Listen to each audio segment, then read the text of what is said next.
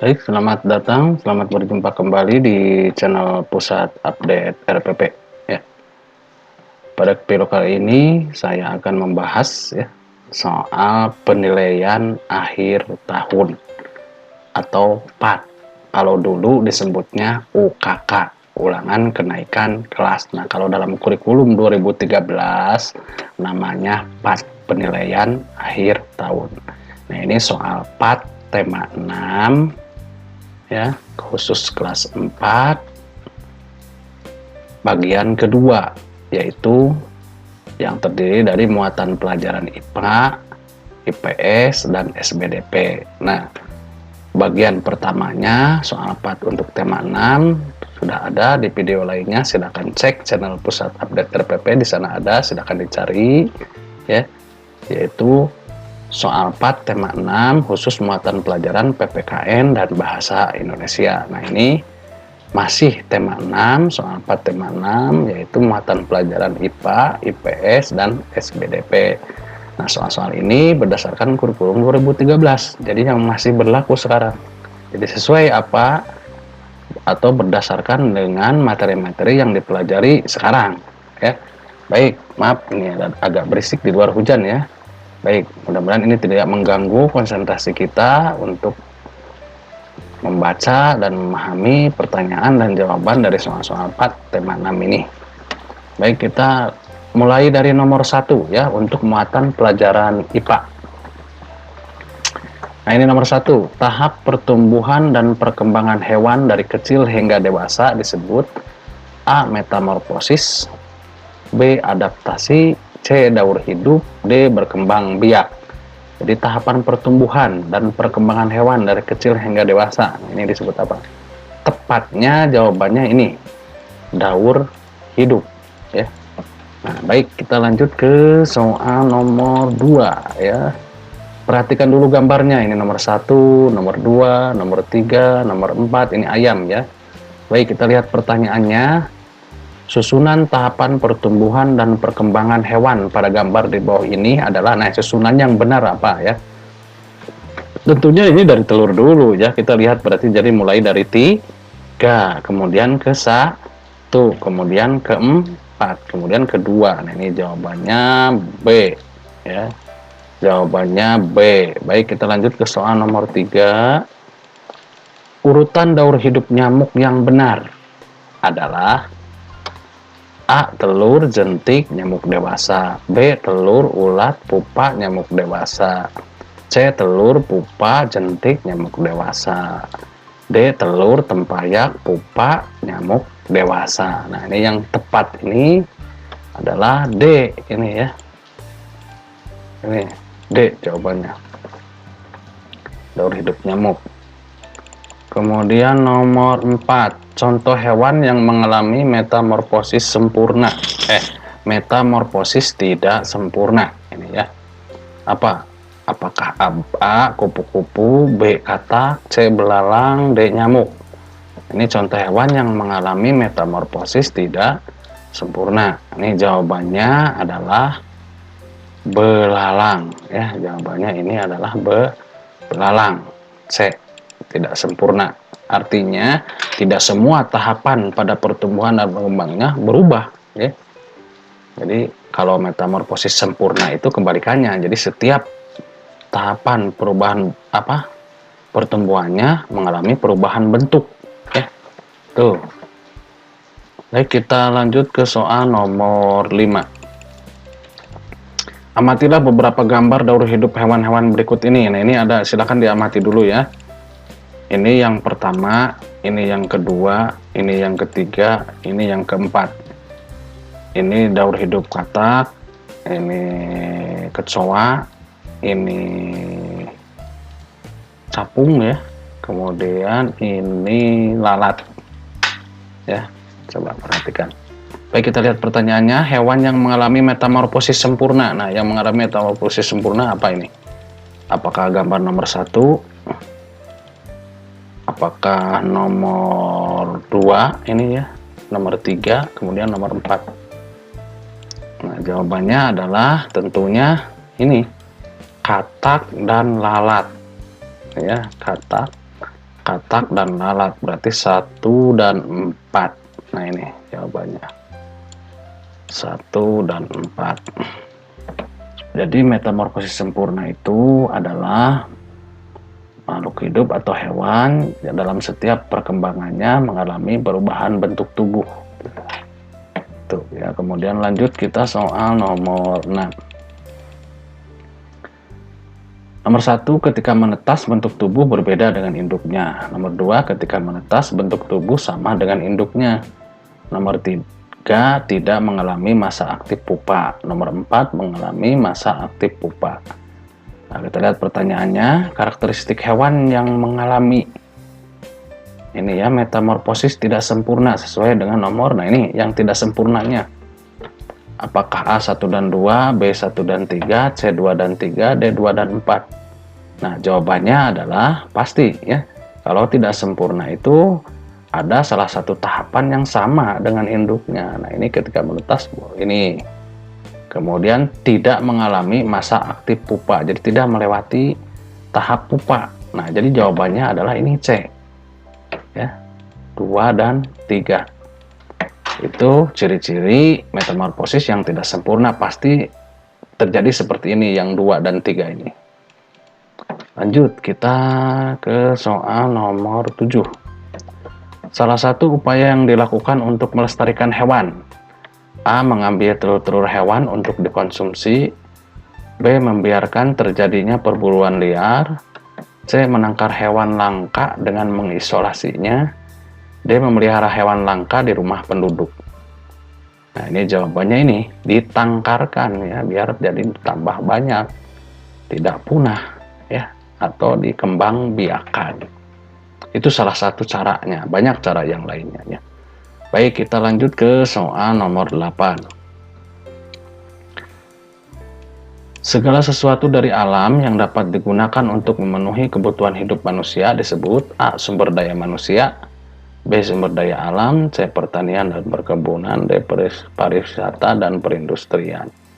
Nah ini jawabannya sumber daya alam. Segala sesuatu yang ada di alam yang dapat dimanfaatkan oleh kita sebagai manusia. Itu namanya sumber daya alam. Baik, kita lanjut ke nomor 9. Berdasarkan jenis ketersediaannya, sumber daya alam dibagi menjadi A. SDA, itu sumber daya alam ya, yang dapat diperbaharui, dan SDA yang tidak dapat diperbaharui.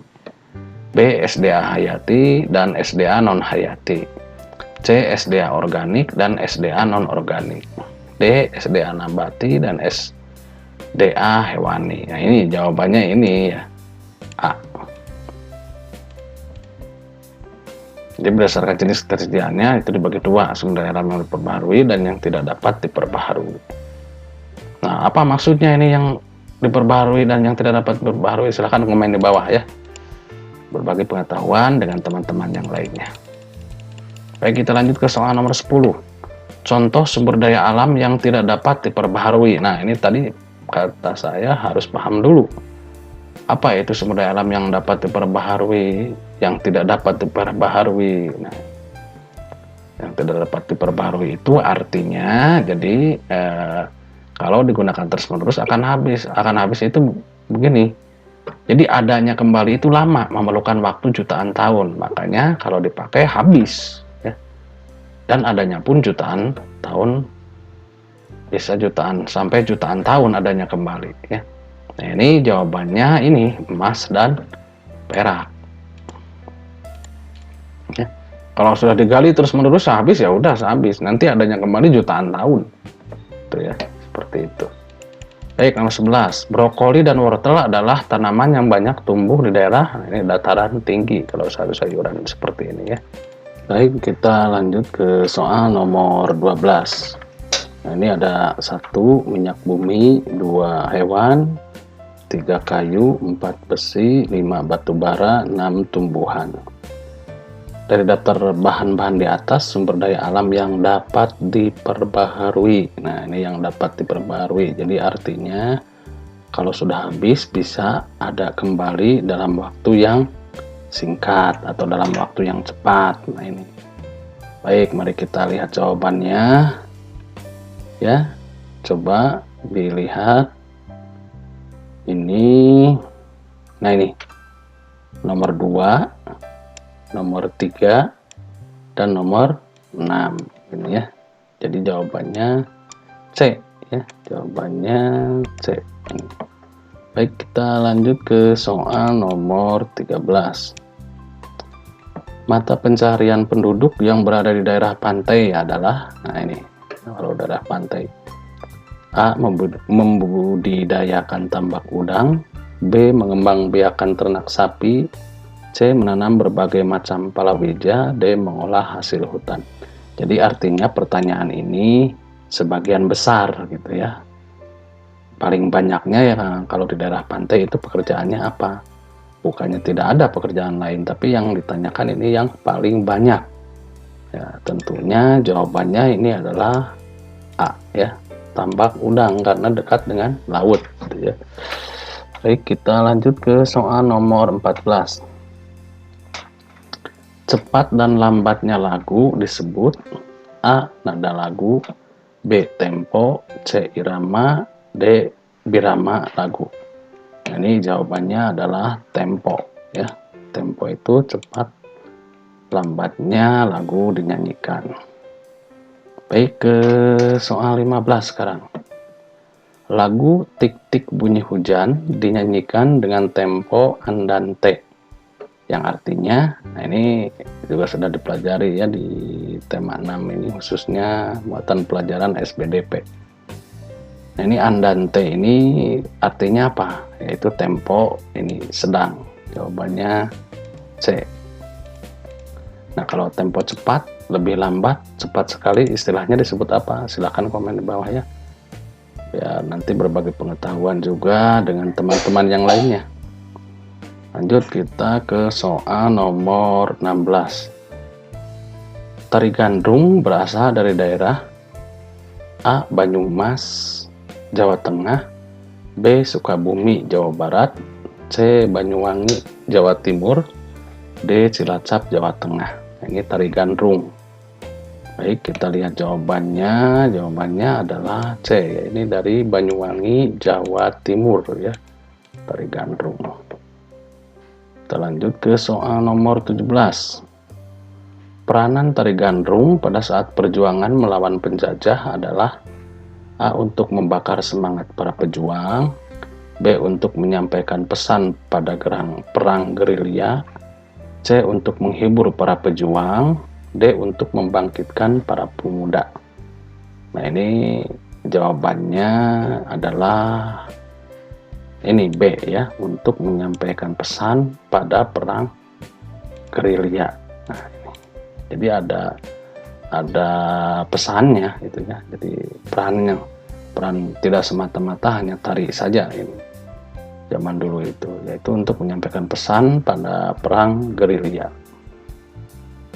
Baik, kita lanjut ke soal nomor 18.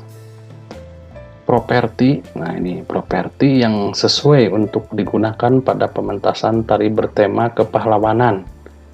Jadi kalau kepahlawanan ini berkaitan dengan jiwa patriotisme ya, atau ada peristiwa perang, nah itu seperti itu ya.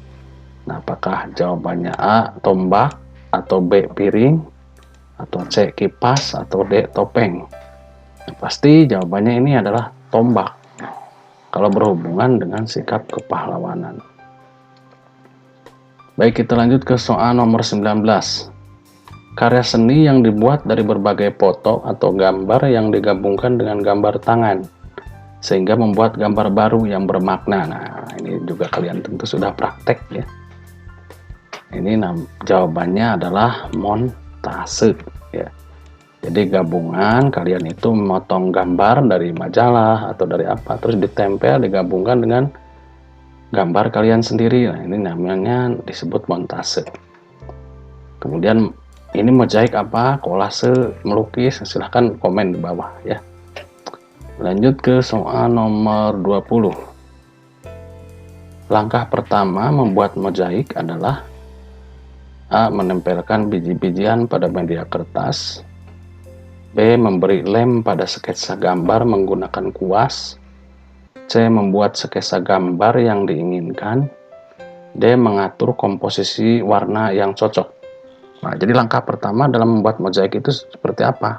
Nah, ini tentu ini gampang sekali karena sudah dipraktekkan ya waktu pembelajaran materi di tema 6 ini. Nah, langkah pertama yang mesti dilakukan yaitu tentunya membuat sketsa gambar terlebih dahulu yang diinginkan ya. Baru nanti dilanjutkan dengan langkah-langkah yang selanjutnya. Jadi yang pertama itu membuat sketsa gambar ya. Baik, itu bagian yang pertama atau bagian A untuk pilihan ganda. Nah, sekarang bagian kedua atau bagian B, jawaban singkat. Kita lihat nomor 21, perubahan bentuk dan fungsi tubuh hewan sejak lahir sampai dewasa. Nah, ini disebut apa ya? Perubahan bentuk dan fungsi tubuh. Nah, ini disebut metamorfosis. Ya, metamorfosis. Ini jawabannya. Perubahan bentuk dan fungsi tubuh dari sejak lahir sampai dewasa. Nah, ini disebut metamorfosis ya. Baik, kita lanjut ke soal nomor 22. Nah, perhatikan gambar di samping. Nah, ini silakan diperhatikan ya. Ini daur hidup kupu-kupu. Nah, ada nomor 1, nomor 2, nomor 3, nomor 4. Nah, yang ditanyakan itu nomor 4. Ini fase apa namanya yang ini ya. Nah, ini fasenya disebut fase kepompong ya. Kepompong. Ya, banyak fase kepompong ini. Baik, kita lanjut ke soal nomor 23. Melestarikan hewan dan tumbuhan langka bertujuan agar tidak punah. Ini jawabannya. Agar tidak punah atau tetap lestari ya. Nah, itu ya, agar tidak punah atau tetap lestari, tetap ada atau bahkan berkembang biak itu ya. Baik, kita lanjut ke soal nomor 24. Menjadi pegawai pabrik dilakukan oleh masyarakat di daerah. Nah, ini sama dengan yang seperti tadi ya. Jadi sebagian besar menjadi yang pekerjaannya pegawai pabrik itu dilakukan di daerah masyarakat di daerah apa? Ya tentunya di daerah kota atau perkotaan. Di desa juga ada tapi tidak terlalu banyak karena di perkotaan itu banyak pabrik. Jadi sebagian besar penduduknya, masyarakatnya bekerja di pabrik. Baik, kita lanjut ke soal nomor 25. Belitung merupakan daerah penghasil. Nah, ini penghasil timah ya. Nah, ini muatan pelajaran IPS.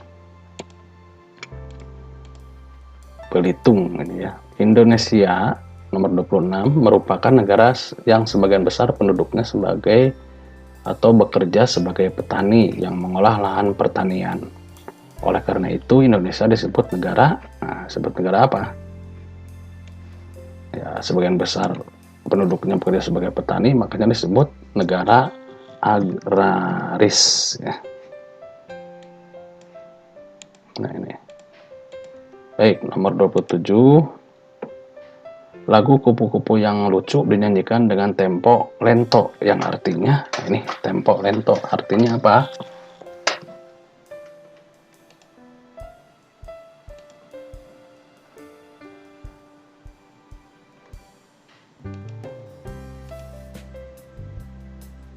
Nah, tempo lento itu artinya adalah lebih lambat ya, lebih lambat.